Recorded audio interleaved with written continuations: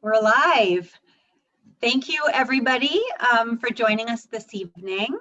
On behalf of JCFS Winnipeg, I would like to welcome you to our second of two webinars acknowledging National Substance Use and Addiction Awareness Week 2020. I'm Dorit Kosman. I'm a social worker in the Substance Use and Addiction Support Services at JCFS. And wherever we are in Manitoba, we acknowledge that we are on Treaty 1 territory, the traditional territory of the Anishinaabe, Cree, Oji-Cree, Dakota, and Dene peoples, and the homeland of the Métis Nation. We dedicate ourselves to moving forward in partnership in a spirit of reconciliation and collaboration. So a couple of housekeeping details. Participants' mics and cameras are off. That maintains someone's anonymity if they choose to be anonymous. And if you would like to let us know that you are here, please drop a line in the chat and say hello. Also, if you have questions throughout the program, put them in the chat, and Ivy Kopstein, our coordinator of addiction services, will be monitoring the chat, and we'll make sure that all of your questions are answered. The theme for this year's Awareness Week campaign is Change Begins With Me. It acknowledges that we can all play a role in bringing about positive change. Our wish today is to reduce or eliminate stigma in our Jewish community, in our wider community, and we want to encourage dialogue towards understanding and offer a safe, non-judgmental space so individuals and families can heal physically, emotionally, and spiritually.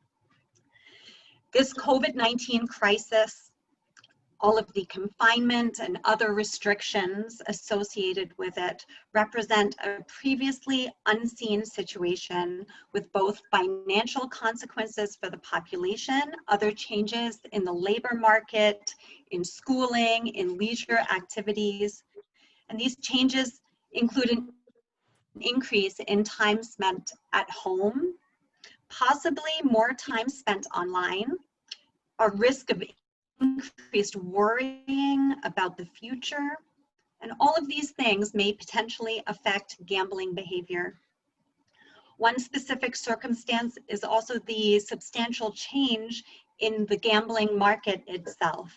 For example, as virtually all sports typically subject to sports betting disappeared during a significant period of the time, what were people doing? Casinos have been shut down for periods of time. Have the ways that individuals gamble changed? Has problem gambling been replaced by other behaviors? We're lucky to have hopefully all of these questions and many, many more answered this evening by our two distinguished experts in this niche area of problem gambling. Yael Landa is the director of the Right Action Gambling Treatment Program at Beit Teshuvah. She holds an MA in Forensic Psychology from the John Jay College of Criminal Justice in New York, a member of the National Council of Problem Gambling in Washington, D.C. Yael was selected in 2016 to serve on their recovery committee, where she partook in policymaking on issues related to gambling treatment nationwide. Yael regularly collaborates with the UCLA Gambling Studies Program, as well as the California Office of Problem Gambling. Yael also has with her, and I'll let Yael introduce him later, Brett, who is a resident of her program, the Right Start program at Beit Teshuvah. Brett is someone who has lived experience with problem gambling and has agreed very graciously, and we thank him, to share his story and his struggles with tonight. We'll have Bill Smitheringale, who is a prevention education consultant at the Addictions Foundation of Manitoba, AFM. He completed an M.Ed in counseling psychology while working at AFM as a problem gambling rehabilitation counselor. And as a trainer, Bill has developed and delivered a variety of standardized courses and workshops. He was on the program design team for Manitoba's first in-house gambling treatment program. And Bill has presented at conferences across Canada and is a certified gambling counselor. I was privileged enough to do a 2-day workshop about a year ago with Bill, where I learned so much information, and I walked out of there with even more questions. So I'm excited that he's here tonight. We also have with us tonight our Executive Director at JCFS, Al Benaroche, our Program Manager, Cheryl Hirsch-Cates, our Director of Operations, who is our tech manager, Shanna Mekas tonight, and of course, Ivy Kopstein, who's the coordinator of our substance use and addiction support services. And all of us, I think, except for Shanna, have completed the Beit Teshuvah Immersion Week in Los Angeles. And so we very much run our addictions and recovery support services with an eye towards having a Jewish context, seeing our work through a Jewish lens, and we are very, very happy to partner with Beit Teshuvah again. So I'm going to turn it over, the screen over to Yael, and we can get started. Thank you. Thank you, Dori. Thank you so much. Thank you, everybody, for participating tonight. My name is Yael Landa. I am the director of the Right Action Gambling Treatment Program at Beit Teshuvah in Los Angeles, California. I've been at Beit Teshuvah since 2010, where the Right Action was basically established. It was established with collaboration with the UCLA Gambling Studies Program and the Office of Problem Gambling. We were the first CalGETS provider in the state of California. CalGETS basically stands for California Gambling Education and Treatment Services. So we were the first one to be created in 2010, and our program basically caters to people with gambling disorder in inpatient setting and in intensive outpatient setting. What we have to offer in both programs, the only difference between the inpatient and the intensive outpatient is that the intensive outpatient folks basically live at home and they basically commit to a comprehensive weekly group schedule. And of course, they have individual therapy as well. So the people that are basically coming to the residential treatment program will receive a comprehensive group schedule throughout the week from Monday to Friday. They will have a grouping session from 9 a.m. until 2 p.m.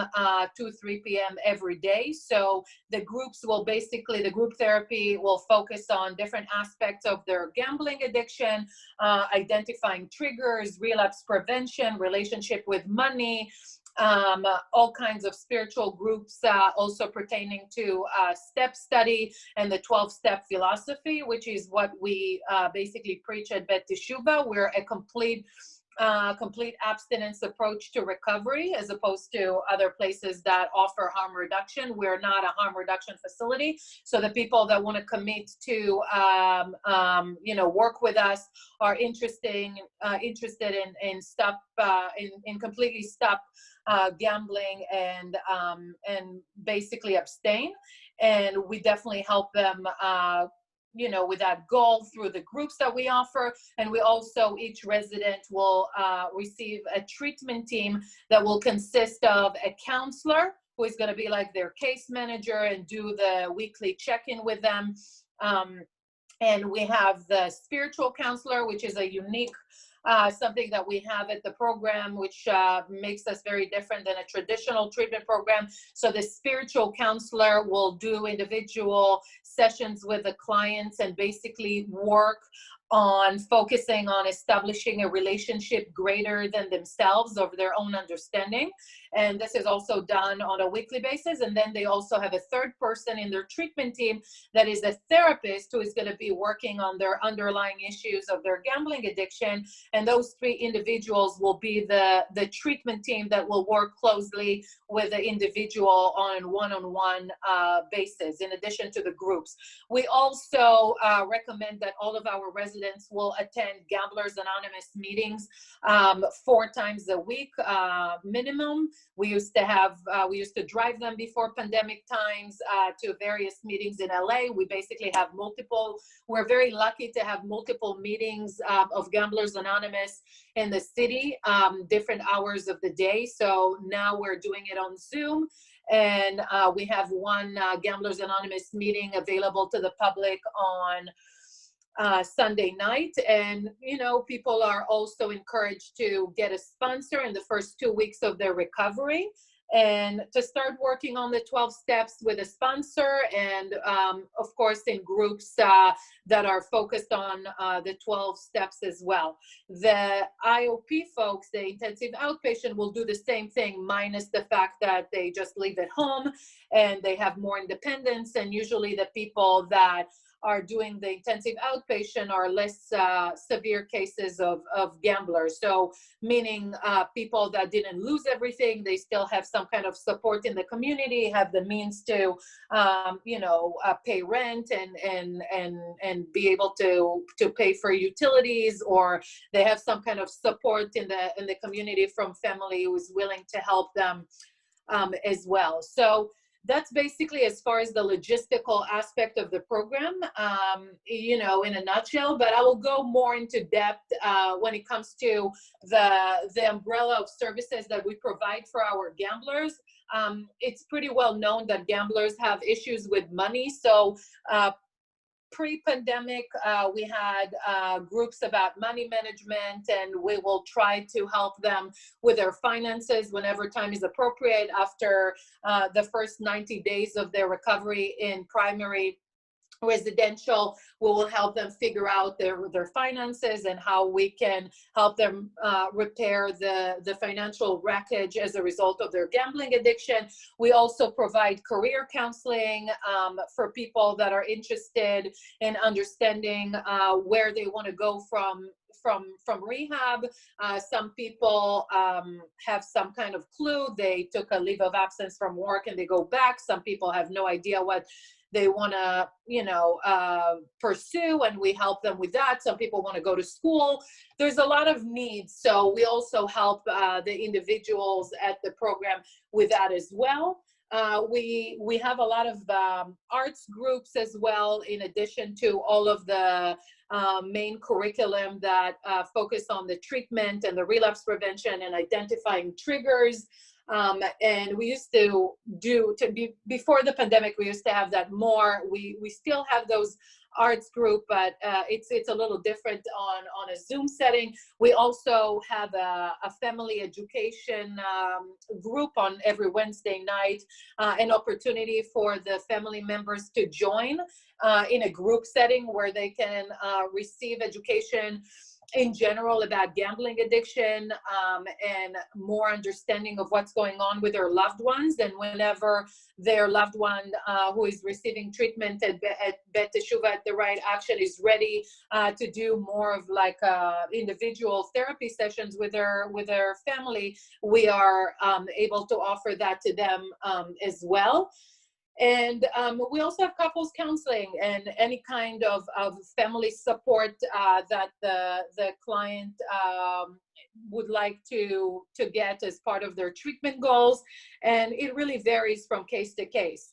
The majority of the cases that we're getting at the program are severe cases. We have more traction for residential program than the IOP.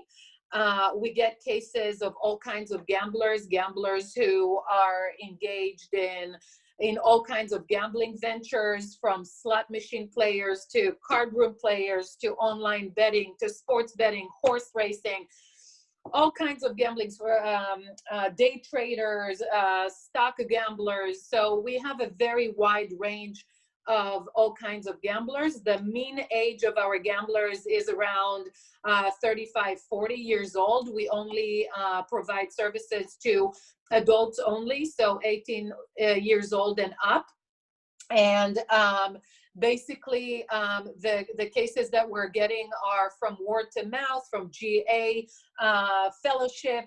There's also a big hotline in California called 1-800-GAMBLER that is being advertised everywhere in the state, on the news, on TV, on billboards.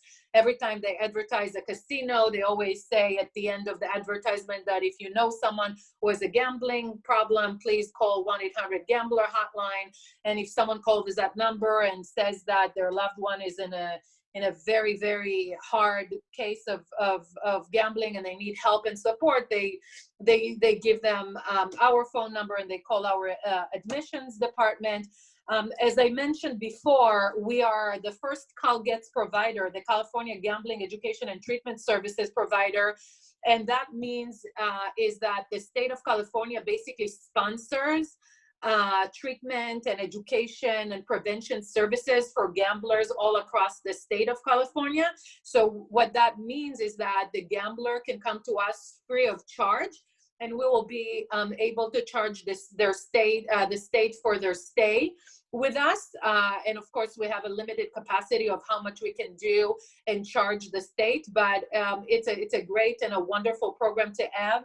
And since 2010, the CalGETS program in the state of California expanded, and there's another one, another inpatient treatment program up north, and there's like over than 250 providers, CalGETS providers on individual therapists that are also able to cater to the public on one-on-one basis. But if someone is a severe case and need an inpatient treatment, they can only come to us or the other place up in Northern California free of charge if they need to have housing and all of that good stuff that I mentioned before.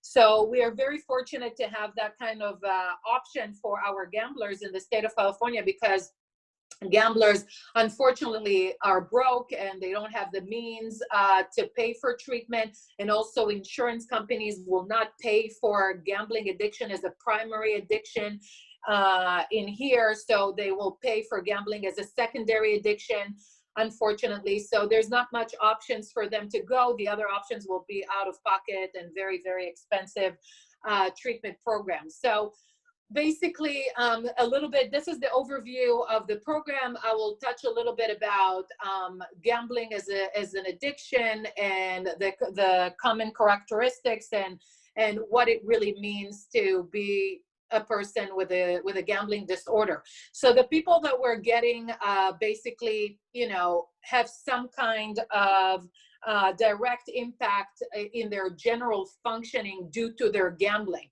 So, based on the definition of the DMS-5, a diagnosis of gambling disorder requires at least 4 of the following, whatever I'm going to mention. I have 9 criteria as far as the diagnosis that I'm going to read it to you, and you need to have 4 of that in the past year. So in order to be qualified as a person with a gambling disorder, you need to gamble with increased amount of money to achieve the desired excitement.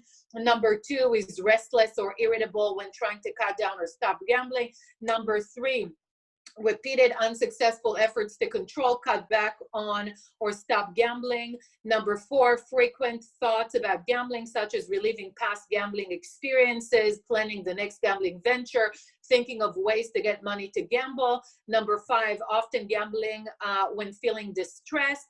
6, after losing money gambling, often returning to get even. We call it chasing your losses. Number 7, lying to conceal gambling activity. Number 8 is jeopardizing or losing significant relationship. Like I said, any kind of impact on their general functioning, relationship, job, education, career, all those things, and interpersonal relationship.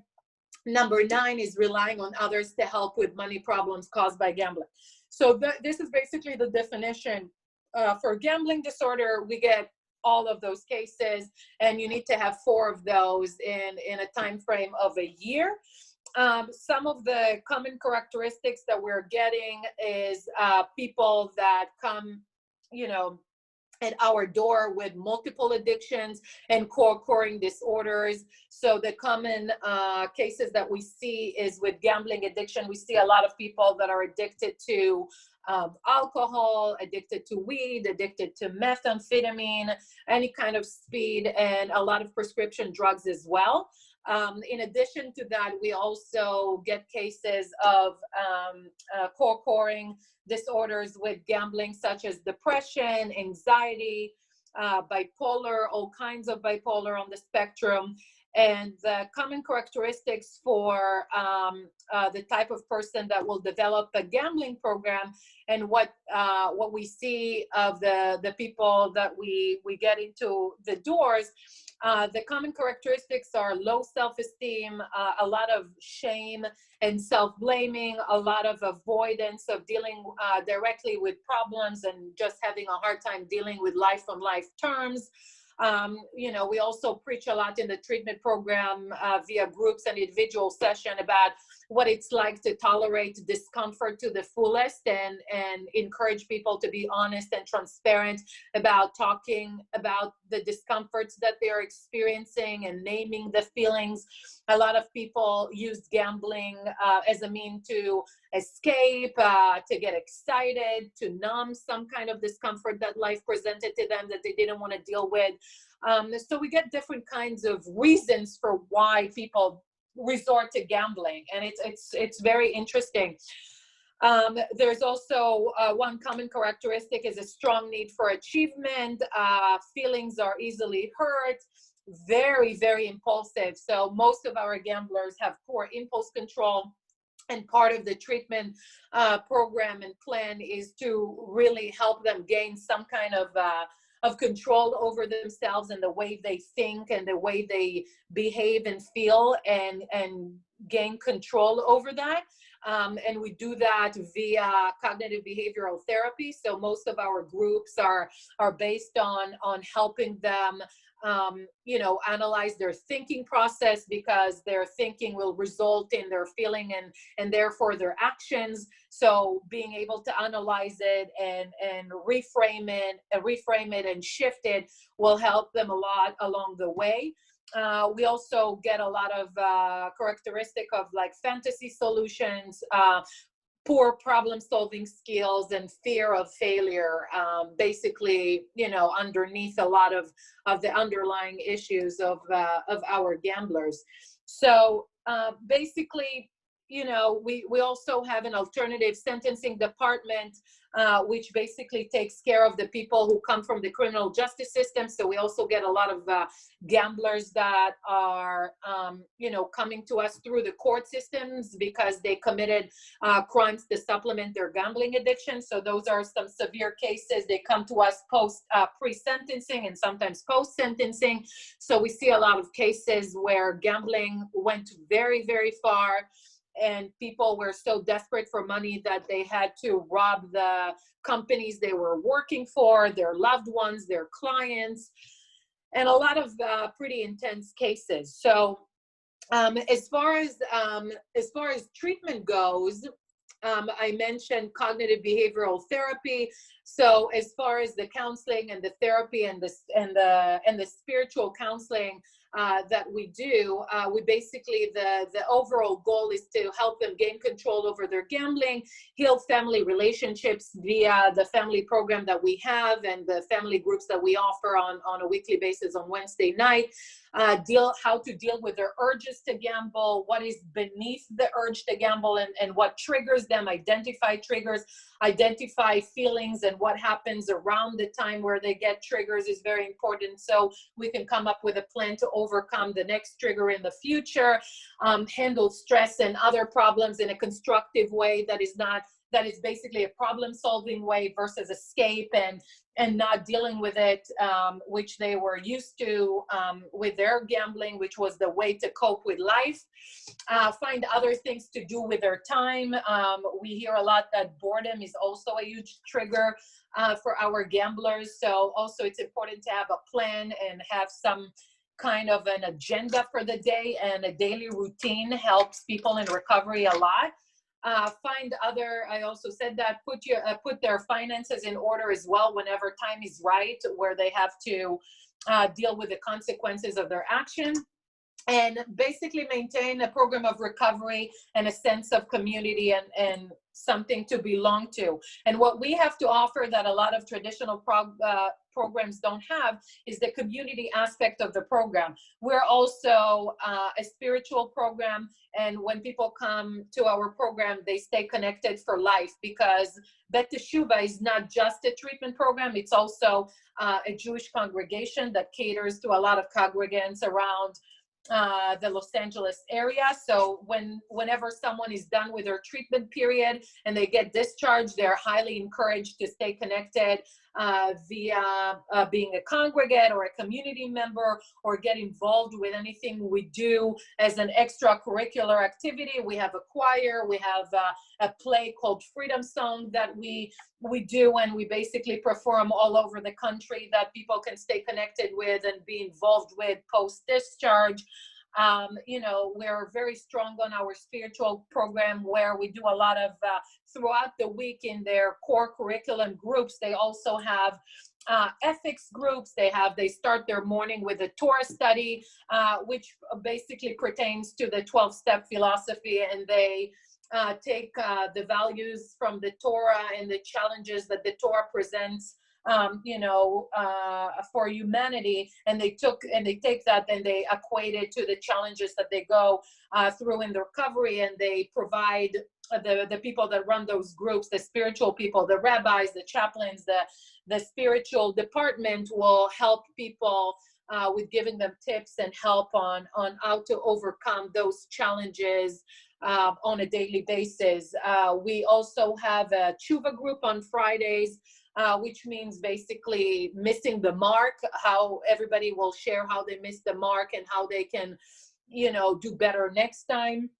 And also, in addition to all the spiritual groups throughout the week, we also conduct Friday night services, Saturday morning services, and a lot of spiritual group on the weekend as well. There is a spiritual group with Rabbi Mikael on Saturday morning before the services, which is really, really good. There's moral engagement, where they discuss all kinds of moral, conflicts stemming from the Torah pertaining to the 12 steps. And it's wonderful. And we always find a way to connect with people and to give the people that we cater to a sense of belongingness, and that they matter, and that they're worthwhile, and that they can change their life, and we can help them, and they can always give back to the community in the future once they get their life together, and they experience recovery to the fullest. And we tell them that this is not a cure. Recovery is a way of life, and basically it's something that they have to commit to for a lifetime, and that Bet Teshuvah is always going to be there for them, even though we are done with the funding that we get from the state. We're not going to discharge them upon completion of funding. People can stay for as long as they need, and people can stay connected for as long as they need. We also have an alumni association that reach out to alumni, and we do a lot of events for them, barbecues, and a lot of educational programs throughout the year. It was much better during pre-pandemic, but we still have a lot of things going on Zoom and available to the public. And I think my time is up. Let me just make sure that my time is up, right? I think my time is up, and I would love to introduce you to a wonderful person. His name is Brett, and he has a wonderful story to share with you.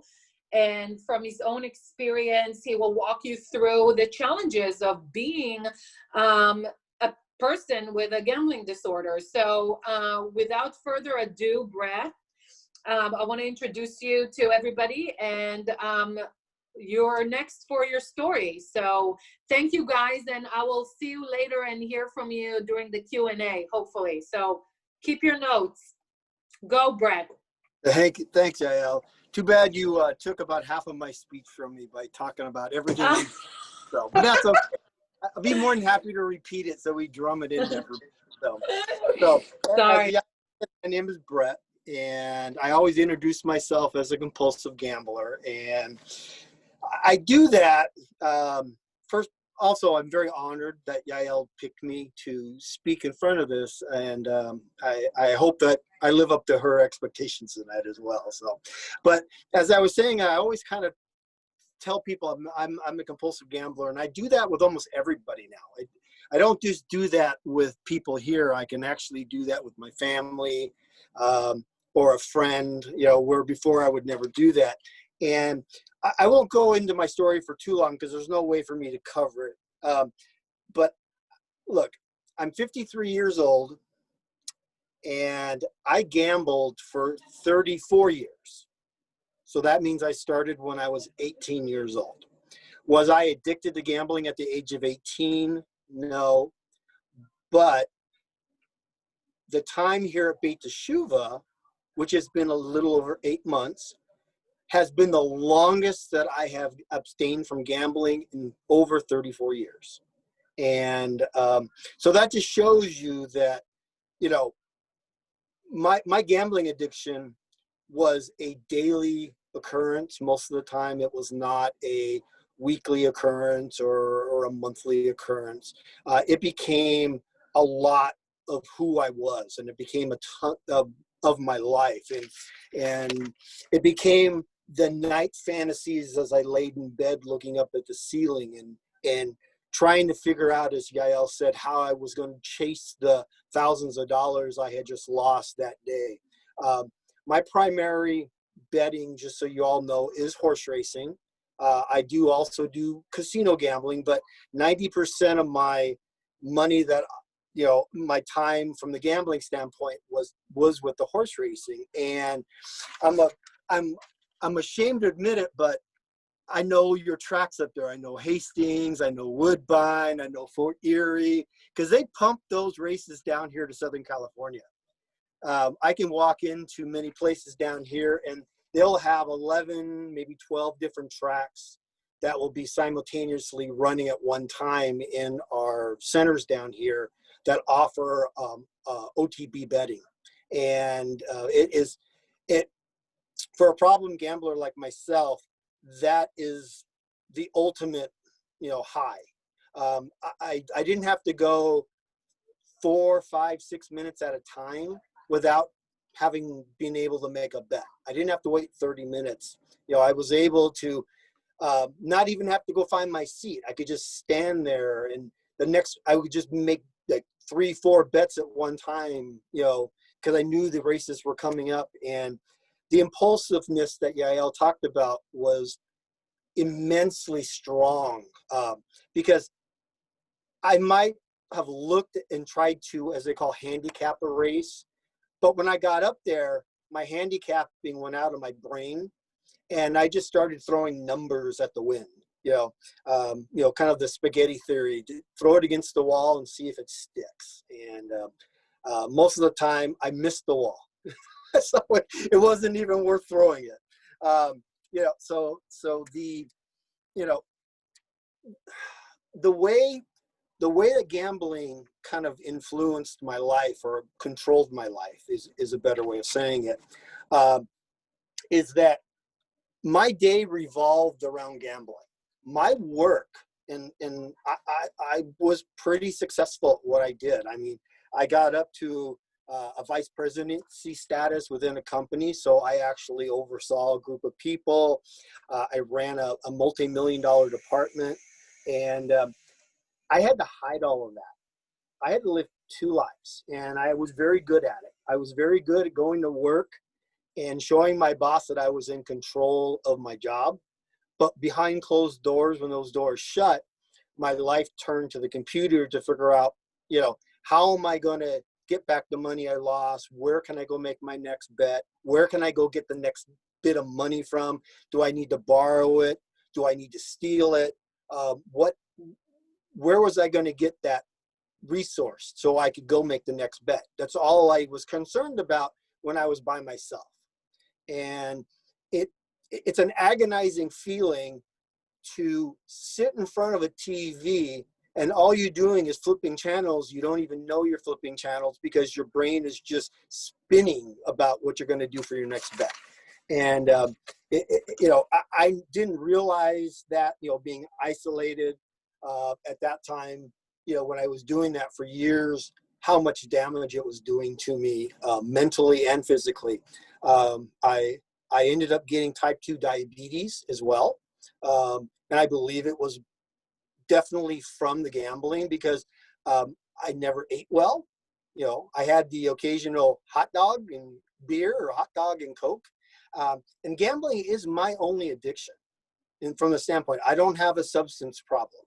This is my life. This was my problem. I didn't share it with another part of an addiction. I was depressed, obviously, but I didn't share it with drugs or alcohol because I told myself I needed to keep a clear head when I was gambling. So I stayed away from that.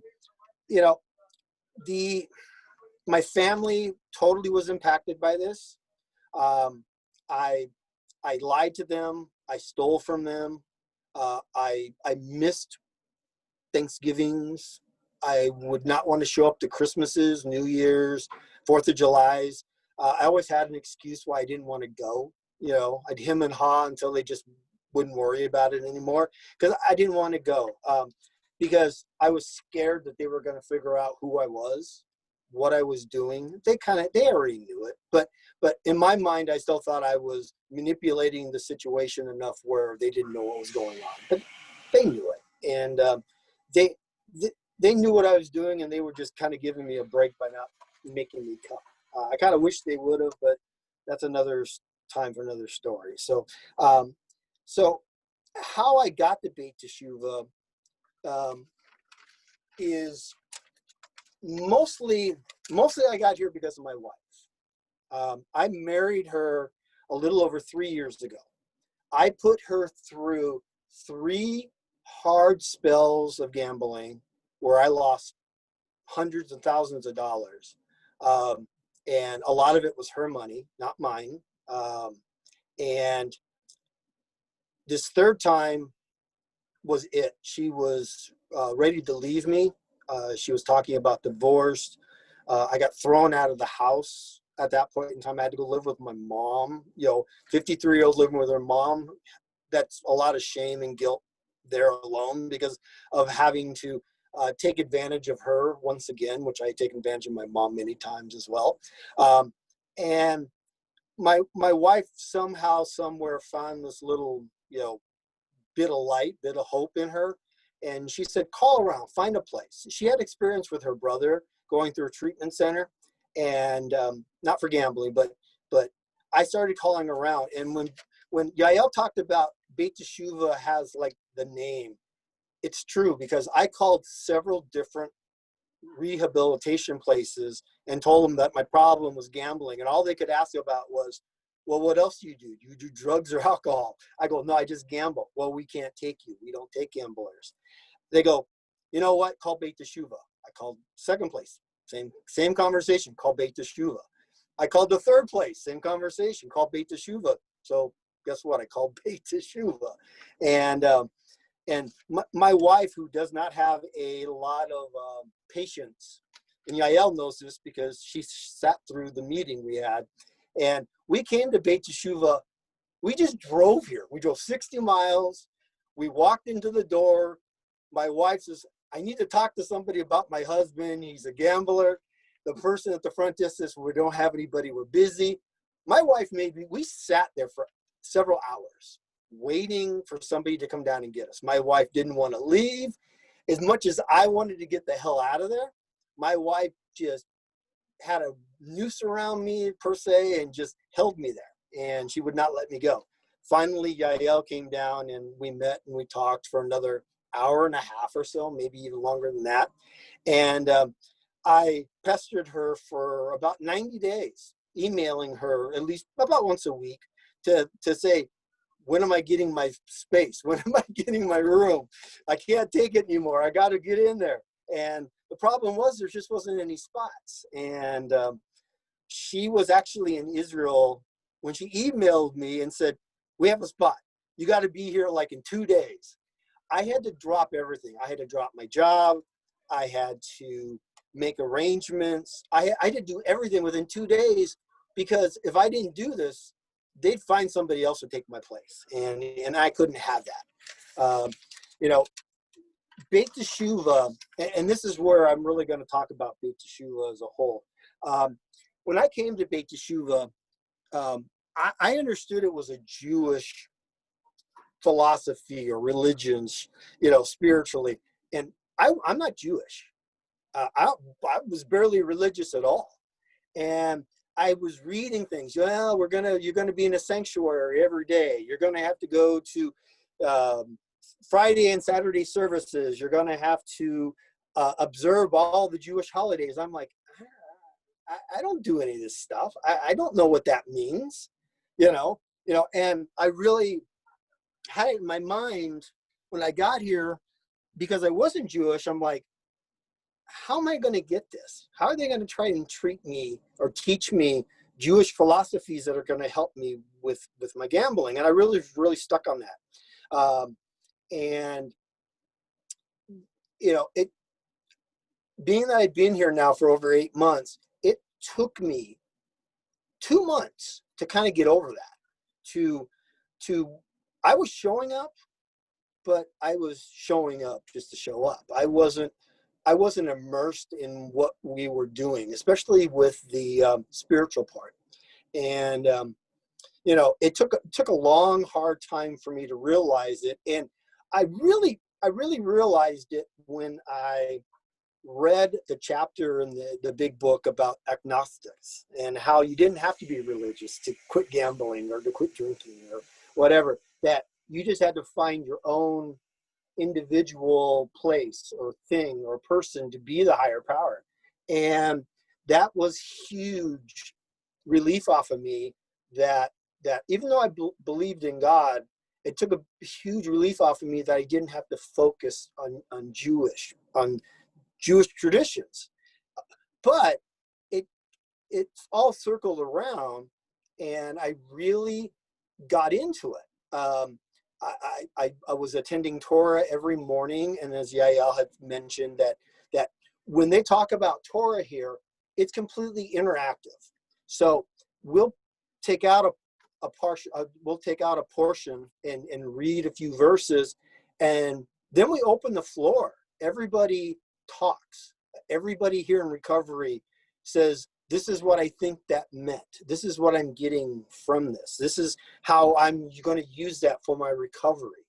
And it's one of the things that I found very powerful here, that everybody was willing to speak their mind, even though they may not even know the story.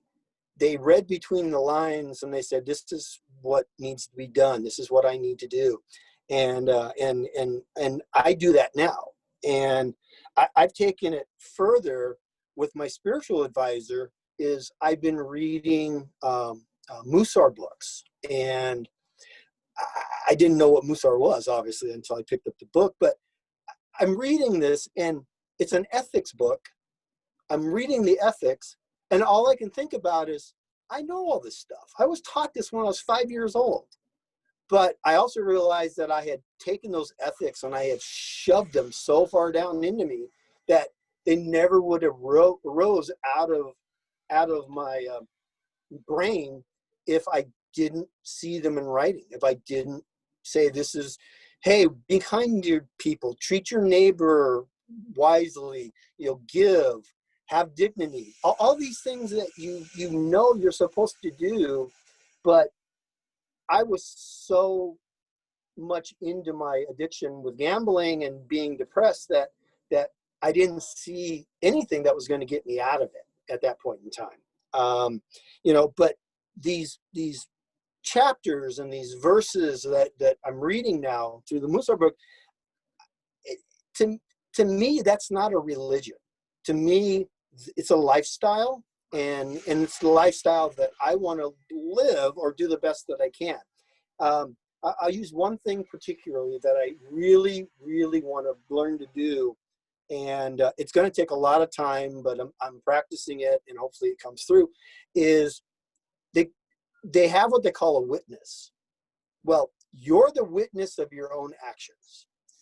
So you're trying to figure out what you're doing at that moment by treating it like you're witnessing somebody else. You're looking at a situation like from afar, and you're like, oh, those two people aren't getting along, man. I kind of think I know what I would do in that case. Well, I want to do that with myself, because when I think on my own and when I'm out of control, I don't, that's it. I don't have any control. My first thought is my first reaction, and it's my first step towards downhill. So now it's, can I witness myself? Can I tell myself what to do? Can I have my second thought? Can I be, as we've learned, to be right-sized? Can I control all of this and be that person that lives that ethical life? And I can't answer that question yet, because I've been in Beit Teshuvah for 8 months, and I've been protected by Beit Teshuvah. Beit Teshuvah has sealed me off, along with the pandemic, from society. You know, I still talk to my family, I still talk to my wife, but I'm not working. I'm not facing people that I've hurt so far. You know, I'm not doing any of that stuff yet. And it'll happen. It'll get there, hopefully. And I really believe it will. But the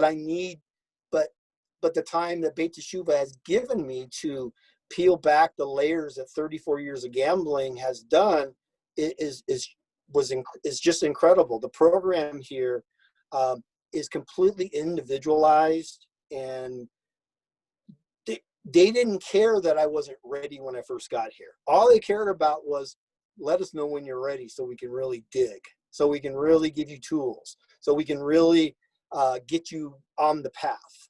And you know, it was just, I never thought about that. I mean, I came here thinking I was going to be here for 60 days and get the hell out of here. Now, I don't know when I'll leave. I still have things I need to do. My wife, as Yael knows, wants me here for 2 years. So I don't know how that's going to work, but she wants me here for 2 years, and she doesn't back off of that. She thinks that 2 years is going to help me with 30 years plus. So, you know, but I think I've been here long enough to know when I'll be ready to start dipping my toe into society. You know, Beit Teshuvah has taught me that I'm not perfect. They have taught me that I know I'm going to stumble. I'm going to make mistakes. Teshuvah has been a big piece of that on Fridays, where I admit that I did something I shouldn't have. And the only way to really make Teshuvah is to make a plan to make sure that you're controlling that so it does not happen again. And also, if it affected individuals, let the individuals know that it affected them. Even if they don't know about it, you know, it still affected them. You need to be honest. You know, you can't hide things, because if you hide things, you don't get anywhere, you know, when you're in recovery. And I definitely have learned that. You know, the other couple of things that she didn't talk about is, you know, or she touched base on it, but the tools of the community. You know, I look at so many things that I have been given here at Beit Teshuvah: Torah, Shabbat, spiritual meetings, therapy, meetings with Yael weekly. You know, being able to go to GA, having in-session GA meetings here, like she was talking about. You know, pushing me to go get a sponsor. So I now have accumulated, with the help of Beit Teshuvah, because I didn't know how to do it. I needed help. I needed somebody to show me the way, and Beit Teshuvah has handed me these tools one at a time. And not only did they hand them to me, you guys have explained it to me. You guys have said, this is a tool, this is how it works, this is what you use it for when you're in trouble. And I'm so grateful for that that I've been given the opportunity that very few people get this opportunity that we have. I mean, we have, 12, 15 people at a time that come through here. And I can remember sitting in the OTB place in Pomona, and I can think back now and go, there was 40 people in that one center at one time that could have used this. And that is just in one place and at one moment. So for me to be able to be here was definitely, it saved who I am. It's teaching me to become back the person that I probably never knew since I gambled for so long. So I need to do that. And she mentioned it a little bit, but we have a saying here that when you leave, you either come back to visit or you come back to stay. And nobody wants to come back to stay, obviously, because that means that you relapsed or you have fallen. So far, you need help again. And the community is a big piece of that. We definitely put into it. We definitely go into a position that we're all, we rely on each other. We talk to each other. We're very open. I mean, it's the most open I've ever been ever. And it's all because of what Beit Teshuvah has given me and has shown me. So I, that's about it. I know my time's pretty much up. I appreciate the opportunity to speak to everybody here tonight, and I hope I was able to share some good things with you. Thank you so much, Brett. Really appreciate you sharing your story. We're going to move on to Bill, who is our local guy, and hopefully you can teach us a little bit about what gambling looks like in Winnipeg and in Manitoba, what we should be aware of. Thanks, Bill. For sure. Thanks, Dorit. I'll try my very best. Thank you both, Ivy and Dorit, for having me here tonight. I really appreciate it. You folks do some wonderful work, which I've seen before, so I'm pleasure to be part of this.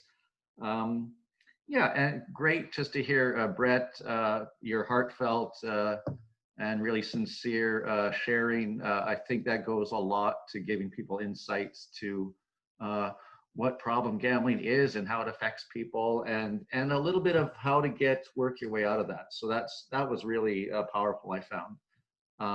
And Yael, you did such an amazing job of describing what goes into a program. I'm sitting here, well, what can I do that is going to be different than what's already talked about?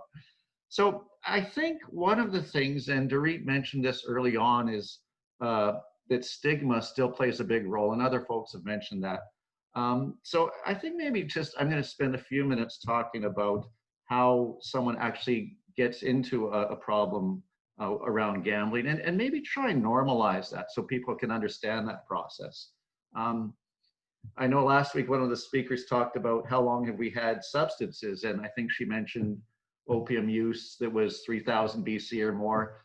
Gambling as well is part of our culture. It's part of the human condition. It's always been there. It's always going to be there. Although we have more gambling today than we ever had, and especially the most addictive kinds, which are the really fast. They tend to be the types of gambling that take place really quickly. So VLTs or casinos. And Brett was mentioning about being able to bet on horses rather than waiting for a race to run, betting on multiples. So it's again that speed, that excitement.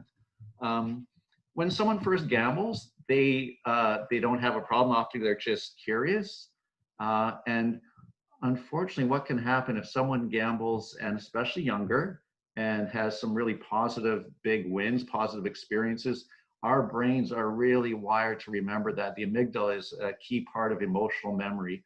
I ask people, clients often, do you remember some of your early wins? And they could describe in great detail. So we're sort of at the gambling is really related to how your brains work.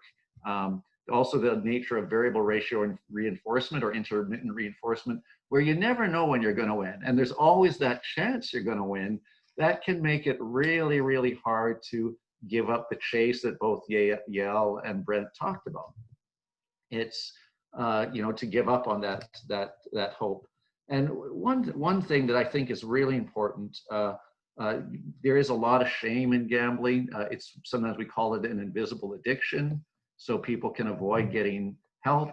They can get themselves in really deep financial situations. Unfortunately, in our society, people can access a whole lot of money. And I'm sure there's people out there saying, wait, I can't access a whole lot of money. But our system is set up where people can get loans and mortgages and advances and get in really big trouble without people knowing. And gamblers, of course, beat themselves up. It's one of they're probably the hardest on themselves, where they say, and sorry, I'm saying gamblers, I mean to use the people first language of a person with a gambling problem. It's not, when I'm trying to rush, I do a shorthand there, and I really shouldn't. I like to use the people first language. It's a person who is dealing with the gambling. It's not a gambler. So I apologize for that. We like to, one thing that we came up after a number of years was to identify that people with gambling problems, often it's some of our best human traits that get sort of twisted. And I'll just give you a few examples. I know I don't have a lot of time, but I think this may just give some insight and understanding to this issue. So would you say in life it's good to be optimistic? Absolutely. It's great to wake up in the morning and be optimistic and things are going to go well. When it comes to gambling, that can bite you. It can be, in gambling, you should be cautiously pessimistic. So that's a really positive human trait that can be turned around. Determination, important in life. I'm going to keep at something. You turn it to gambling and it goes wrong. Being goal-oriented is a super positive trait that works. And Brett talked about being probably applying some of these exact same skills in his career and working his way up to a vice manager position. And you try and apply these same skills that work in every other area of life, and like gambling, but in gambling, they don't work. Figuring out how things work, looking for patterns. That's a good thing in life. If you touch a hot stove, you figure out, hey, don't do that. If you try and learn from how gambling, like you say, study the book, study the horses. This horse runs well in mud. They call that a mudder. If he can run fast in mud, he's a mudder. You say, this horse is a mudder. His father was a mudder. His mother was a mudder. That's a bad gambling joke. But if you try and figure things out, again, that doesn't work. And often our gamblers are very intellectual, which is a plus and a minus. I've heard counselors talk about that it's sometimes a challenge to get people from their head into their heart, and which is why I'm so glad that you both talked about the spiritual nature of the programming, that to connecting with that spiritual self is so important. Gamblers talk about being spiritually bankrupt and reconnecting with what's actually meaningful, because gambling ultimately is a very empty sort of an experience. It's just, if you reduce it right down, it's pressing a button, or it's throwing numbers at a random numbers, throwing money around. It's really not a deep, it doesn't have a lot of deeper meaning. So it's so important to have that spirituality. To rebuilding trust with the people around you takes a lot of time and effort, and it can be a devastating physically, mentally, and on relationships. And I think it's so important with all addictions, gambling included, that we all start to think of these as chronic health conditions, just like, for example, diabetes or a heart condition, that this is treating them in the same way, systematically. Things may get better, things may get worse again, and then you go in and get some help. And these are conditions of the brain, but it's not to view them that way, where we wouldn't be judgmental of someone who has diabetes. And if we can help people understand that and get in and get the help they need. It's so important. I'm just going to flip through my notes. So many great things were said today. It's true, Jael, it's the most severe people who get help. Unfortunately, they wait way too long. We just wish people would get in earlier before things get really, really bad. You were asking about what we have in Manitoba. We actually have a 2-week program in Brandon. I remember the first time we ran the session, the counselors said they were really excited. And after the 2 weeks, I called them back and they said, "Oh my goodness, we're exhausted." I said, "Why? What happened?" She said, "Well, normally we, for our drug and alcohol clients, they come in and they're moving slowly and they're maybe coming, there's some withdrawal going on. Our gamblers came in and they wanted answers and they were like just chomping at the bit and chatty, and which is great, but they wore them out completely." So I always loved working with folks with gambling because I found them really interesting and engaged people, and if found that if you could help them discover other passions, they would turn those passions. And whether, connections is so important. And last thing I'll say, just to pick up, one of the speakers last week was mentioning Johan Hari, who speaks about connection in relation to addictions. He's got that book, Lost Connections, and I'll give a plug for a little short a video called Rat Park. It's about 3 or 4 minutes.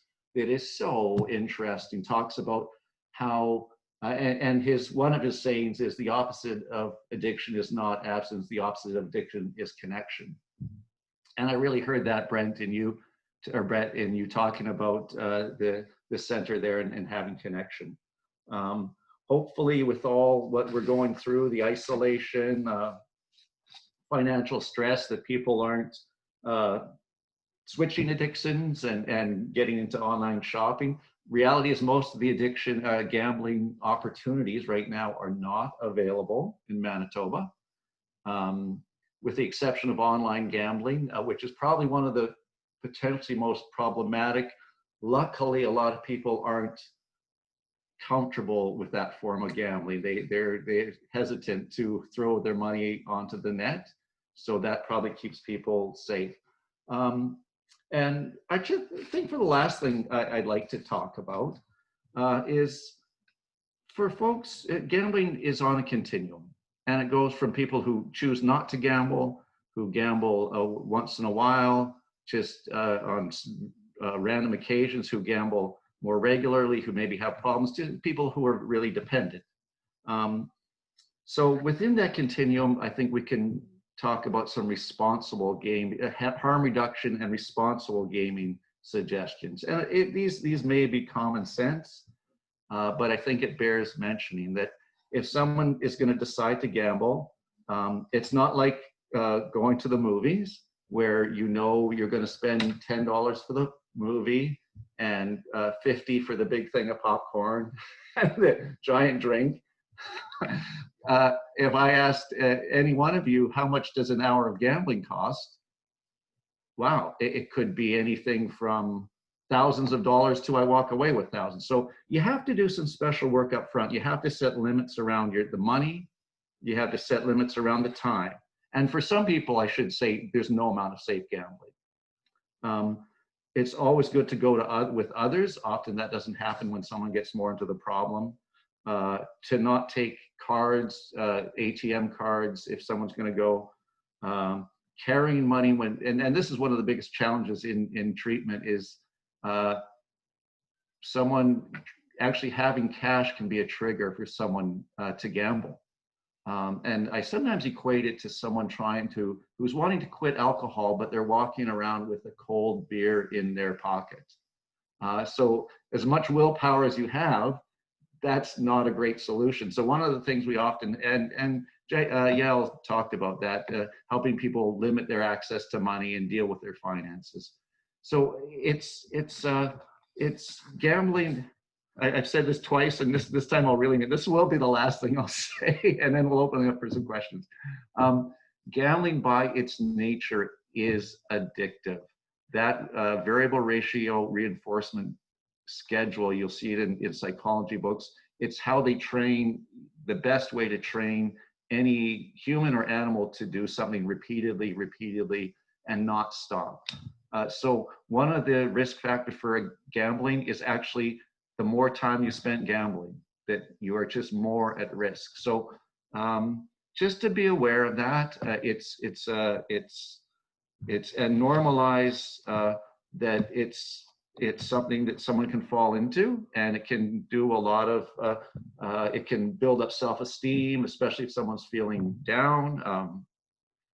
You know, when you're at work, my boss unfortunately doesn't pop into my office every 2 minutes and say, "Good job, Bill, way to go," and leave.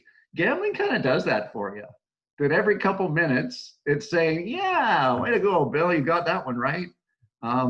So it is, I understand the appeal. And I just, I would hope people who are experiencing problems would reach out and get some help, because it is available. In Manitoba, there's a problem gambling helpline that you can see on the AFM website, and we offer services as a Crown Corporation for no charge, individual, outpatient, or in-house treatment. And we also have group programs. So yeah, everyone else covered it so well, I didn't know what I had left to say. So I guess we're going to open it up to questions. So I'll just put myself on mute here.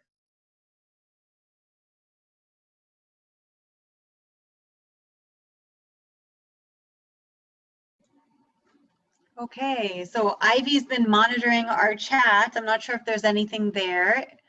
And if none of our listeners have questions, Can Ivy has can a I few. take the prerogative of a question? Absolutely. I'm just wondering, Bill, you mentioned in one comment you mentioned brain, right? And just curious, more so for the listeners, if our panelists or someone can comment on, you know, the relationship between brain and gambling, much like we see in drugs and gambling. Mm-hmm. It's not just a behavioral thing. It's a behavioral thing with an underlying brain etiology too. Absolutely. Thank you. Yes, it's fascinating, and we're able to learn more and more about this all the time. The limbic pathway is the main part is the reward pathway, where we do something, and the job of the reward pathway, and some people are recommending calling it the reward craving pathway, is to, if we do something that's pleasurable, and these are all survival things mostly, if we eat, or we exercise, or we have a connection with someone, different neurotransmitters are released, and parts of our brain, hippocampus, but amygdala is really more involved in emotional memory, tells us, remembers that, and urges us, do that again. That was good, do that again. To gambling, other addictions, absolutely. For example, methamphetamine causes just inordinate amounts of dopamine to be released and stay in the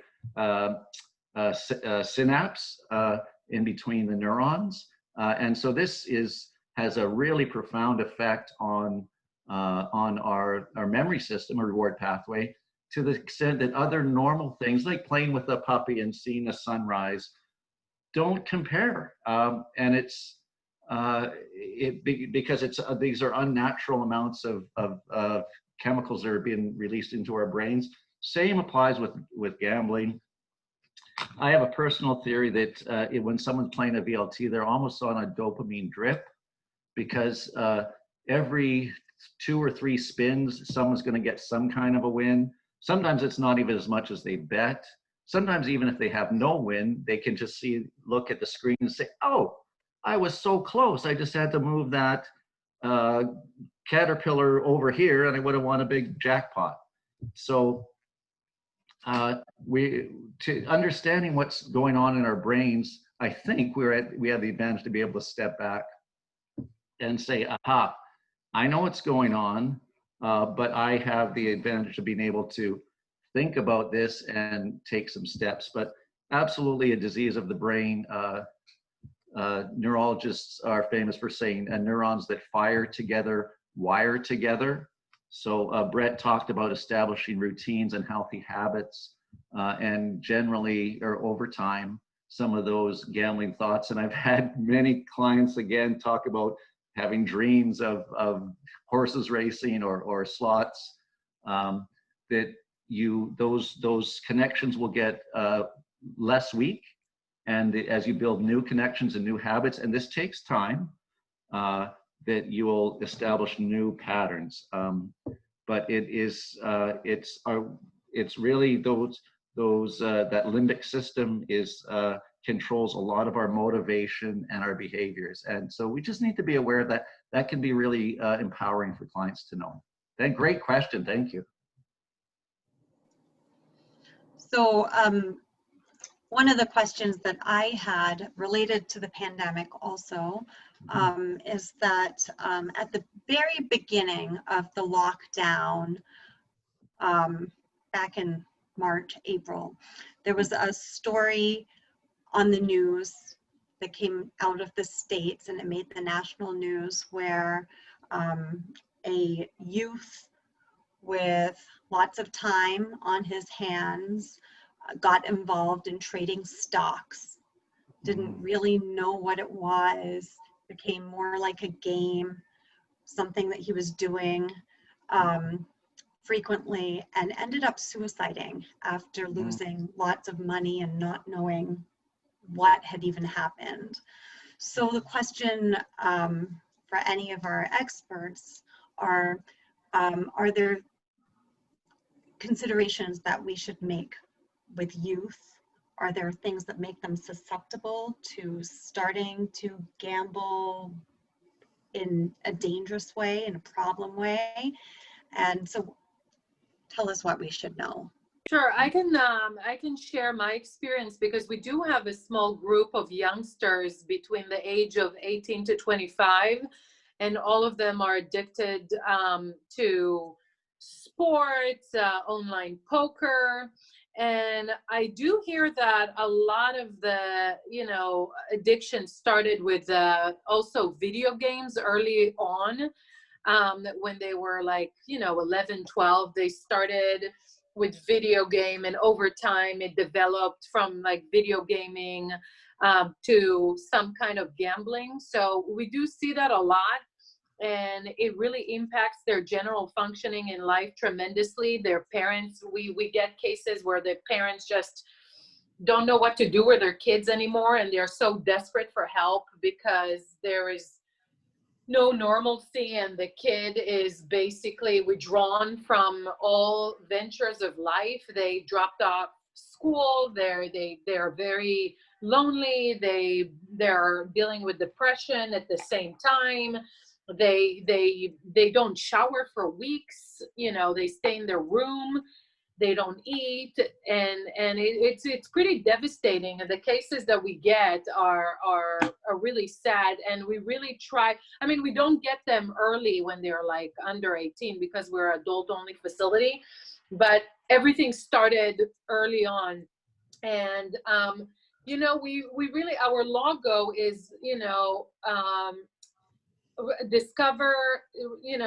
your passion, discover your purpose. So once we help them try to figure out, what motivates them, and help them, get up in the morning and do the menial little things like making their bed, and it's things that they didn't even bother to do before, and brushing their teeth and showering, and just doing the small things, because we try to help them realize that they matter, and there is something for them to do besides just being, so focused on one thing. And I see that the struggle is pretty real and intense. A lot of them relapse upon completion of 90 days or whatever time they spent in residential setting. Once they're in the bubble of recovery, they're doing well, because they're so separated and isolated from all the temptations that the world has to offer. And the second they get out and they go back to where they came from, they tend to not sustain their sobriety for long term, and they go back to the struggle. So yeah, definitely, I see that a lot of the youngsters are struggling. you know, we're very aware of the suicide rate among gamblers, which is really high. So we're paying very close attention to our sessions, especially the individuals. If anybody shares any kind of information about a plan for killing themselves or harming themselves or having a weapon or coming up with a weapon, you know, we also have an assessment that we do for suicidality. So yeah, we're very familiar with that, and we're doing everything we can to really help overcome this struggle. But the struggle is real, and it takes a lot of time, and it also takes a lot of effort and commitment to maintain post-discharge the lifestyle of recovery. You know, some of them will come with this delusional thought that, oh, I'm going to come and get the cure. So I'm going to come for 30 days. You're going to fix me and I'm going to go back to normal and everything will be great, hunky dory. And I'm not going to have any feelings, bad feelings, or, you know, struggles in life to deal with. So we have to pop that bubble gently and help them realize that they're going to have to, you know, deal with life on life terms, and that will be hard. And you know, once they're off the drug, the gambling, the feelings are even going to intensify. So life is even going to be harder, because when you take the gambling out of the equation, their so-called normal coping mechanism is not going to be easy to adjust, to deal with the discomfort that those feelings are going to create. And we try to overcome, you know, over time, to teach them to make discomfort an ally and not an enemy. And the only way to learn that is to go through it and not avoid it in any way, shape, or form like they used to do. So we definitely have experience with that, Dorit. And even though we don't get a lot of youngsters, recently in the last few years, we get a bunch of them. And you said the stock, you know, we see a lot of fantasy football, you know, like addiction to sports, like a daily sports betting and stuff like that. So we definitely get them, and we try to help them as much as we can. And if we get a case that we feel like it's a higher level of care case, we also are very well connected to other treatment programs in the community that specializes in youth rehab and all of that. So if we feel like they need another boost of some kind of a different resource, we help them with that as well. Yeah, I'll just add on to a couple of those things. Yeah, I thought that was really interesting. You mentioned the video games, and I think that's another example of how people try and apply really their skills that work other places to gambling, and it doesn't work. So someone, young person, gets really good at playing video games, and they improve their skills over the years, and they're better than all their friends. And then they go to play a slot machine or VLT, and it feels like an adult video game. And they try, and it feels like I should be able to get better at this. I should be able to use my skills and really master this game. Doesn't work. Humans do not relate to something being random. We don't like randomness. We like to see patterns. We're really good at it. We can look up at the sky and some clouds and see a dog or a cat, or I see my mother-in-law. I'm not sure what that means, but that's another time we could talk about. Yeah, that's another example of kids using skills that don't apply to gambling. And Dorit mentioned something I think is so important. She's talked about how for this young fellow, it felt like a game. And this is so common. When someone is gambling, money tends to lose its value. It doesn't seem like real money, where people will be really frugal and buy the no-name toilet paper to save 50 cents and other things. But when it comes to gambling, it doesn't seem like that money loses its value. And it's only after, of course, that someone realizes, oh my goodness, what have I done? I could have done this with the money. And like Yael said, the level of suicidality is really high. So, and I would be willing to wager, pardon the turn of phrase, that was a very intelligent young person that thought, wow, I'm smart. I can figure these stocks out. Got in over his head, felt like a game, and unfortunately, so what are we doing? We do have education in our schools, right down to, I think, grade 7. We get into our schools and teach about randomness, teach about safe gambling, teach about loss and the emotional feeling of loss. Sometimes we do pseudo gambling with chocolate coins. And if someone decides to bet on a lottery, the odds are terribly against them. And so they usually lose their coin. And usually we let them sit with that and say, because some people choose not to. So it's super important to educate our youth, because youth are gambling in ways already with hockey. I did it as with hockey cards and other ways. And there's been pros and all sorts of things. So great question, Dorit. Thank you. Yeah, Dorit, I just want to mention one thing that we also at Bet Teshuva, I'm sure you remember from your visit last time, that we also have a whole prevention department that their main job is to spread the word about addiction of all kinds. And all they do all day is basically communicate and establish relationships with schools, with synagogues, with mosques, with churches, basically any organization that is interested in educating and understanding all kinds of addictions. We have a lot of volunteers and a lot of grateful members of our community. People went to treatment, didn't go to treatment, have some kind of impact through a family member or loved one, and they basically, you know, go and speak and share their story, and we collaborate with them. And we used to do a lot of like in-person events and meetings pre-pandemic, but we still do a lot of like outreach to the community and a bunch of events to educate and help people understand the consequences of addiction and how severe gambling and all the other addictions are, and what is the price people pay later on in life for you know being an addict. So I just wanted to mention that as well. Mm-hmm.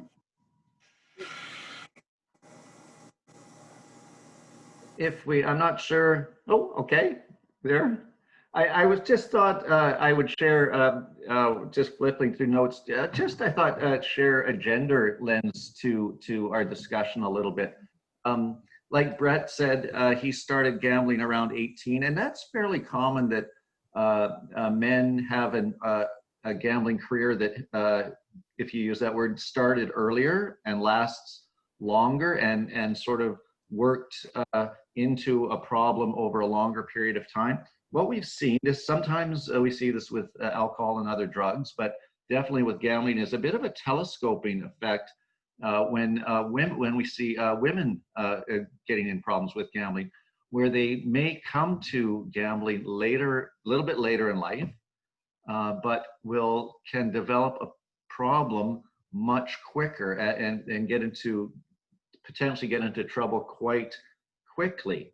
So, and there's probably not enough time to really get into some thoughts around why, but it's more and more, historically, gambling was more of a male activity. And I think that has really shifted over the years.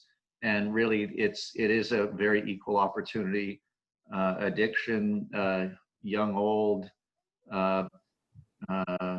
gender, ethnicity, it doesn't matter. We probably don't see too many youth in our programs, because if they spend all of their money, they still can probably have a house, roof over their heads, and a meal to eat that night. It's more when someone has a job and a family that they can lose, that people come in to get some. So I just thought I'd lend that sort of a gender lens to the discussion. Thank you. That's very interesting. And speaking of family, I'm going to bring Ivy into the discussion. Ivy does something special in our program. She's trained in craft.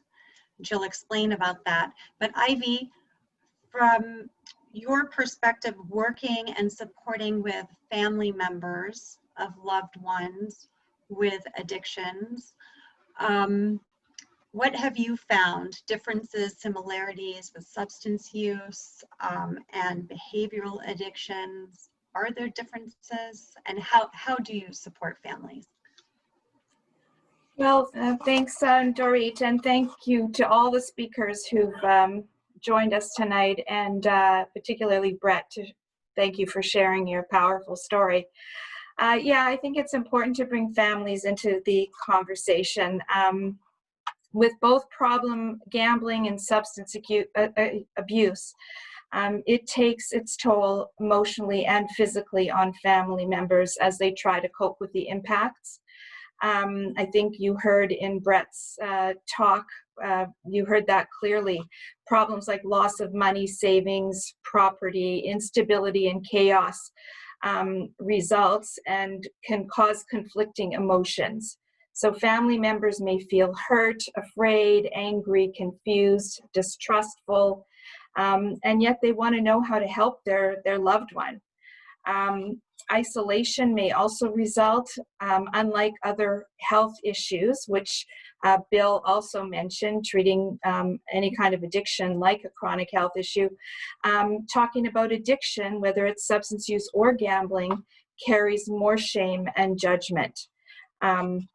So for us, often it's the family member, can be a spouse, a parent, or an adult child, for example, who's the first to contact us about their concern about a loved one. They want to know, they want to talk about it, they want to know how they can help. What they've been doing obviously hasn't been working, and their relationships are very conflictual and unproductive. So at JCFS, we walk with families to help them navigate these difficult times through our information and referral services, including Jewish resources, counseling, and through a program called CRAFT that Dorit just mentioned. It stands for Community Reinforcement and Family Training. And families like it because it's not confrontative. It helps people deal with their unhelpful thoughts, worry, and provides tools to communicate with their loved ones. It can also, very importantly, improve the health and well-being of family members through exploring what they need to do to keep themselves healthy, regardless of where their loved one is at. So more information is available. If you wanted to explore more about that program, contact JCFS. And change can begin as we use what this year's addiction, substance use and awareness motto is change can begin with us. So change can begin by people reaching out to seek support because no one needs to go through this journey alone. Wonderful. Thank you, Ivy. So we're at we're 1 minute under 90. We've kept to time incredibly well this evening. So I want to thank you all for watching your time management and having a wonderful flow to our program. I just want to thank everybody who joined us, whether we know you're here or not. We really appreciate you tuning in and being a part of this community this evening. I'd like to thank Bill and AFM for leading the way in our local community and giving us this week of study, learning that we can all appreciate and improving our skills in that way. Thank you, Beit Teshuva, Yael, Brett. Really a wealth of information and powerful story. And yeah, I think we're going to leave it there. Thank you for a wonderful evening. Thank you. Thanks, everybody. Thank you, Dorit. You guys have a great evening. Take care. Stay safe. Stay safe. You too. Night. Night.